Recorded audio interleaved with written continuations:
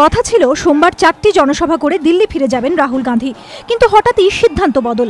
মা কংগ্রেসের সভানেত্রী সোনিয়া গান্ধী ত্রিপুরায় আসতে না পারায় যে দুটি সভা বাতিল করতে হয়েছে, মঙ্গলবার সেই দুটি সভা করে দিল্লি ফেরার সিদ্ধান্ত নেন রাহুল। সেই অনুযায়ী সকালে কুমারঘাটে, দুপুরে আগরতলায় সভা করেন কংগ্রেসের সহসভাপতি। নতুন দায়িত্ব নেওয়ার পরেই প্রথম নির্বাচনী প্রচারে এসে পরিবর্তনের পালে হাওয়া টানতে দেদার প্রতিশ্রুতি দিলেন। এক কথায় কল্পতরু সাজলেন রাহুল।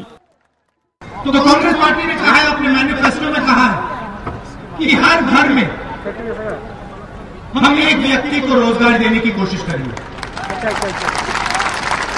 और जो हमारे ओवर एज युवा हैं उनको भी इसमें शामिल करेंगे कि उनको भी फायदा मिले, और बेरोजगारी भत्ता देंगे। গান্ধী পরিবারের ঘরানায় প্রতিটি সভায় তার জনসংযোগের চেষ্টা ছিল চোখে পড়ার মতো। প্রতিটি সভা শেষেই ব্যারিকেড টপকে চলে গেছেন সাধারণ মানুষের কাছে, হাত মিলিয়েছেন, চেষ্টা করেছেন আবেগের ঝড় তুলতে। সেই ঝড় ইভিএমে আছড়ে পড়বে কিনা তা স্পষ্ট হবে 28শে ফেব্রুয়ারি। আপাতত ত্রিপুরার প্রচার শেষ করে দিল্লি ফিরে গেলেন রাহুল। দীপক ঘোষের রিপোর্ট, এবিপি আনন্দ, ত্রিপুরা।